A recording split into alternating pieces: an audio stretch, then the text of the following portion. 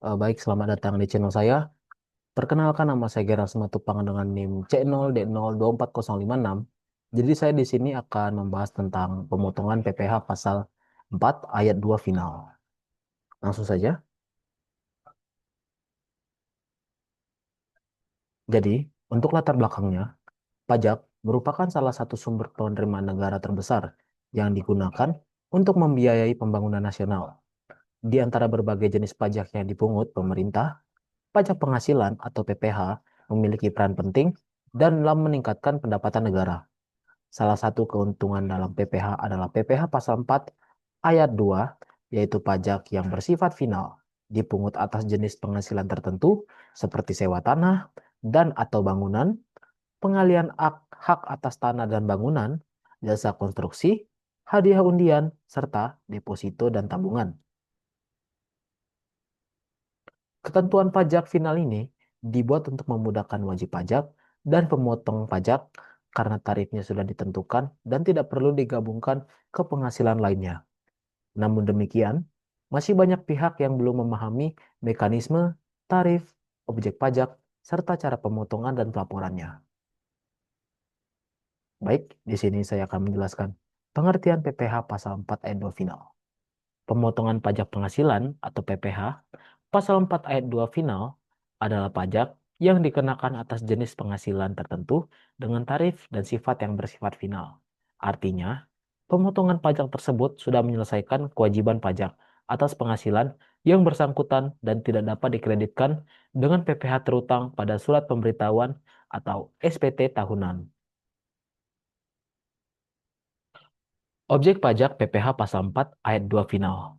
Untuk objeknya sendiri, yang pertama ada hadiah undian, yang kedua ada pengalian hak atas tanah dan atau bangunan, yang ketiga ada sewa tanah dan atau bangunan, yang keempat ada jasa konstruksi, yang kelima ada bunga deposito, tabungan dan obligasi, yang keenam ada penghasilan UMKM melalui PP 23/2018.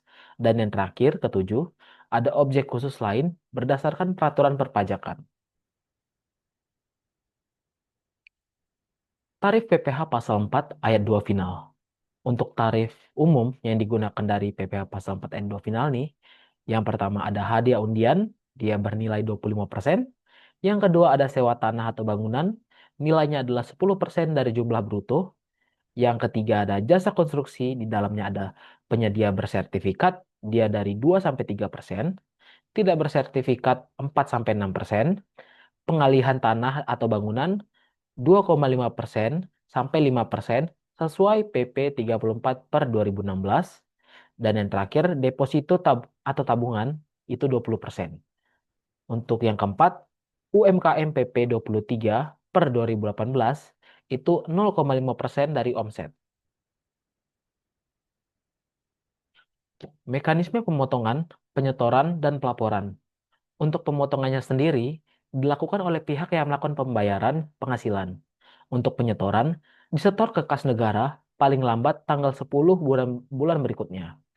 Untuk pelaporannya, dilaporkan melalui SPT Masa PPh Pasal 4 Ayat 2 paling lambat tanggal 20 bulan berikutnya. Jadi, kita akan langsung ke contoh soal dan pembahasan. Untuk contoh pertama, sewa tanah atau bangunan.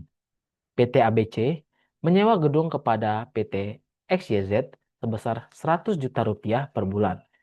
Jadi kita langsung saja untuk tarif PPh pasal 4 ayat 2-nya adalah 10% karena dia menyewakan gedung, jadi menyewakan bangunan. Oke. Untuk PPh terutangnya langsung saja 10% dikalikan 100 juta rupiah sama dengan 10 juta rupiah. Pihak penyewa pemotong 10 juta rupiah dan membayar 90 juta rupiah kepada pemilik gedung. Baik, ini contoh yang kedua. Ada jasa konstruksi. CV Bangunan Jaya memiliki sertifikat usaha dan menerima pembayaran proyek 500 juta rupiah. Jadi, untuk tarif jasa konstruksi bersertifikat itu adalah 2%.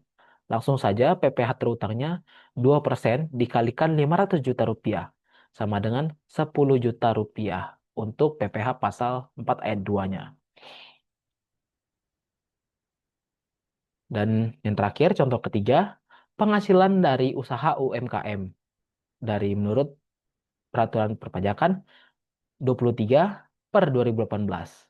Toko Melati memiliki omset 50 juta rupiah dalam 1 bulan.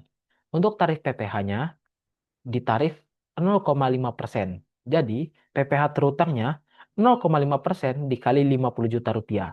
Sama dengan hasilnya adalah 250 ribu rupiah untuk PPh pasal 4 ayat 2-nya.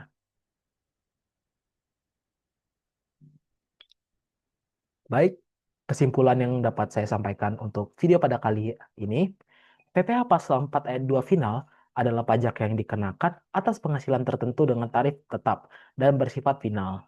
Pajak ini bertujuan untuk memberikan kemudahan administrasi kepada wajib pajak sehingga proses pemotongan dan pelaporan lebih sederhana. Pemahaman mengenai objek pajak, tarif, dan tata cara pemotongan sangat penting bagi pemotong maupun wajib pajak penerima penghasilan. Baik, jadi hanya ini video yang dapat saya buat dan saya sampaikan. Jika lebih salah kata, mohon maaf. Sekian dari saya. Terima kasih.